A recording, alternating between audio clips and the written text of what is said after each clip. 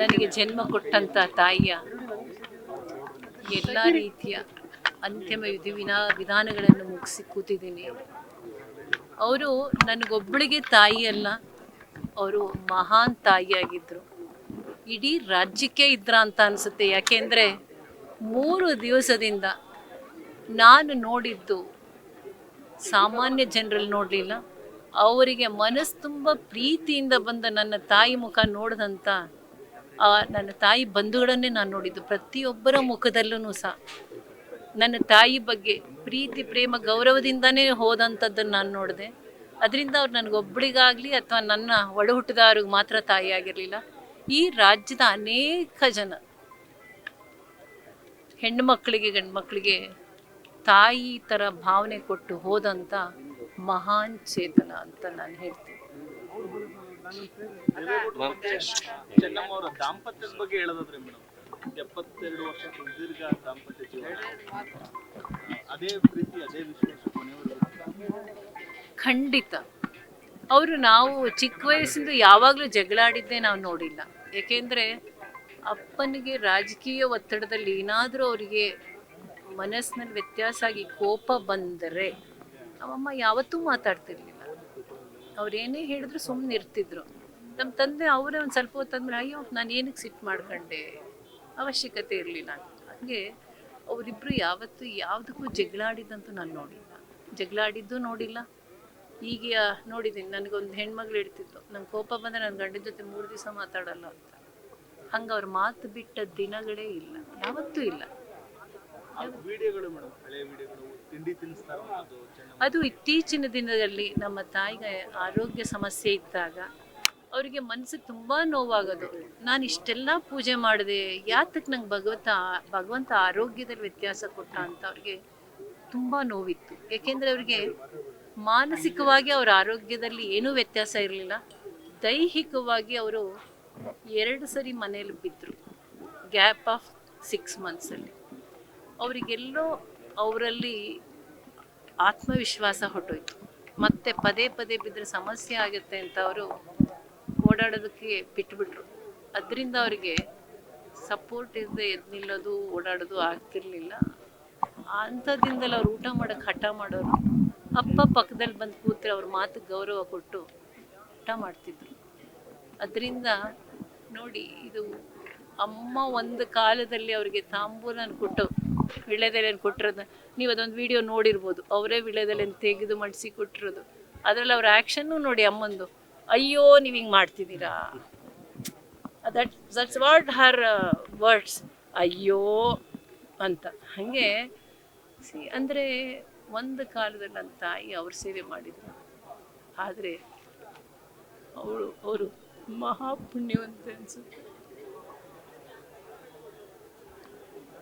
ಅವರಂಥ ಪ್ರೀತಿ ಗೆದ್ದಿದ್ರು ನನ್ನ ತಂದೆದು. ನಮ್ಮ ತಾಯಿನೂ ಅಷ್ಟೇ. ಅವ್ರ ಬಗ್ಗೆ ಎಲ್ಲೂ ಒಂದು ಸಣ್ಣ ಚಕಾರ ಕನಸಲ್ಲೂ ಸಹ ಹೇಳ್ತಿರ್ಲಿಲ್ಲ ಅನ್ಸುತ್ತೆ, ಯಾವತ್ತೂ ಇಲ್ಲ. ನಿಜವಾಗಿ ಅಲ್ವಾ? ಹಾಗೆ ಆಲೋಚನೆ ಮಾಡಿ, ಊರಿಂದ 10 ಜನ ಪೇಷಂಟ್ ಬಂದರು, ಪೇಷಂಟು ನೋಡೋರು, ಓದೋ ಹುಡುಗರು ನೋಡೋರು, ಆಚೆ ಬರೋರ್ನೂ ನೋಡೋರು. ನಾವೇ 2-3 ಜನ ಕೆಲಸದಲ್ಲಿ ಇಟ್ಕೊಂಡು ಸರಿಯಾದ ರೀತಿಲಿ ಕೆಲಸ ಮಾಡ್ಕೊಳ್ಳೋಕೆ ಕಷ್ಟ ಆಗಿದೆ ನಮಗೆ. ಅವರೇ ಮಾಡೋರು. ನಿಮ್ಗೆ ಇನ್ನೂ ಒಂದು ಹೇಳಿದ್ರೆ ಹೌದಾ ಅನ್ಬೋದೇನೋ. ನಾವು ಚಿಕ್ಕರಿರುವಾಗ ಯಾವ ಅಕ್ಕಿ ಕ್ಲೀನಿಂಗ್, ರಾಗಿ ಕ್ಲೀನಿಂಗ್ ಇದಿರಲಿಲ್ಲ. ಸ್ವತಃ ಕ್ಲೀನ್ ಮಾಡ್ಕೊಳ್ಳೋರು. ಅದು ಇಡೀ ದಿನ ಅವ್ರು ಅಡುಗೆ ಮಾಡಿ, ಪೂಜೆ ಮಾಡಿ, ಬಂದವ್ರನ್ನ ಸವರಿಸಿ, ಯಾವತ್ತೂ ಅವರು ಬೇರೆಯವ್ರ ಕೈಲಿ ಅದನ್ನು ಕ್ಲೀನ್ ಮಾಡಿಸಿದ್ದಿನ ಹಂಗೂ ಅಮ್ಮ ಏನಕ್ಕಮ್ಮ ಅಂದರೆ, ಒಬ್ಬ ಕೆಲಸದವ್ರು ಮಾಡೋಳು, ಕಲ್ಲೆಲ್ಲ ಇರುತ್ತೆ, ಅದು ಗಂಡು ಹುಡುಗರು ಒಳ್ಳೇದಲ್ಲ ಅಂತ ಹೇಳೋರು. ಆ ರೀತಿ ಯಾವುದೇ ಆಲೋಚನೆ ಮಾಡ್ತಾರೆ, ನಾನು ಈ ಕೆಲಸ ಮಾಡ್ಬೋದಾ ಬಿಡ್ಬೋದಾ, ನಾನೊಬ್ಬ MLA ಹೆಂಡ್ತಿ ಇಲ್ಲ. ಯಾಕೆಂದರೆ 62ನೇ ಇಸ್ವಿಯಿಂದ ಅವ್ರ MLA. ಆ ಕಾಲದಿಂದ ಅವರಿಗೆ ಎಲ್ಲೂ ಸಹ ಒಂದು ಸಣ್ಣ ಅಹಂಕಾರ ಬರಲಿಲ್ಲ, ಎಲ್ಲೂ ಬರಲಿಲ್ಲ ಅವ್ರಿಗೆ. ನೀವು ನೋಡಿರ್ಬೋದು, ಯಾವತ್ತಾದರೂ ಅವರು ಅಹಂಕಾರದಲ್ಲಿ ಆಡಿದ ದಿನ ಎಲ್ಲಾದರೂ ಇದೆಯಾ? ನನಗೆ ನೆನಪಿಲ್ಲ. ಖಂಡಿತ ಅದು ನಾನು ಹೇಳಿದ್ನಲ್ಲ, ಯಾರೇ ಬರಲಿ ಮೊದಲನೇ ಪ್ರಶ್ನೆ ಬೆಳಗ್ಗೆ ಬಂದರೆ ತಿಂಡಿ ಆಗಿದೆಯಾ, ಮಧ್ಯಾಹ್ನ ಆದರೆ ಊಟ ಆಗಿದೆಯಾ, ಸಾಯಂಕಾಲ ಆದರೆ ಕಾಫಿ ಕುಡೀರಿ, ಬೇರೆ ಸ್ವೀಟ್ ಕೊಡಲ, ಇದೇ ಬರ್ತಿದೆ, ಇಲ್ಲ ಹಣ್ಣು ಕೊಡಲ. ಮಕ್ಕಳ ವಿಚಾರದಲ್ಲಿ ಈ ಒಂದು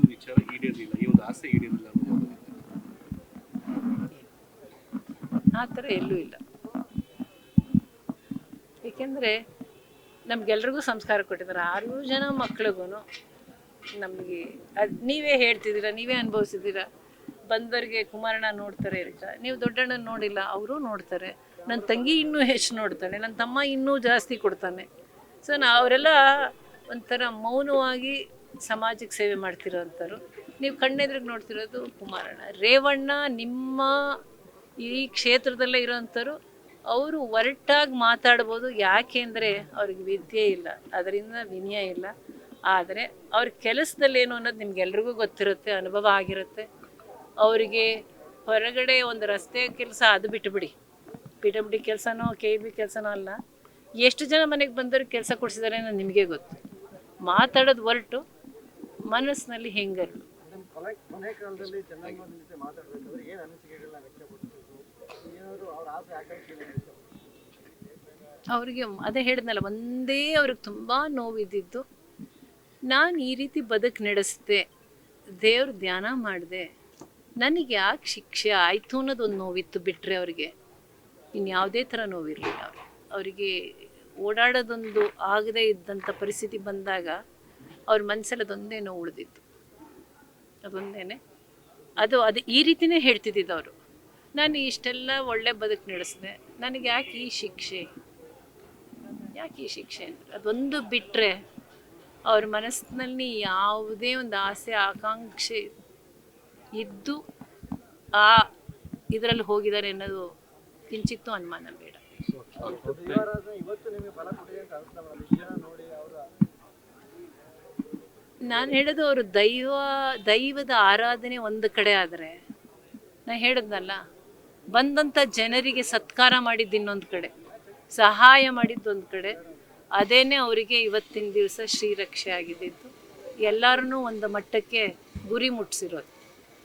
6 ಜನನ ಒಂದು ಗುರಿ ಮುಟ್ಟಿಸಿದ್ದಾರೆ ಅಂದರೆ ಅದು ಅವರ ಸೇವೆ, ಸತ್ಕಾರ, ತ್ಯಾಗದ ಜೀವನ ಮತ್ತು ಅವರ ಪ್ರಾರ್ಥನೆಗಳೇ ನಮಗೆಲ್ಲ ಶ್ರೀರಕ್ಷೆ.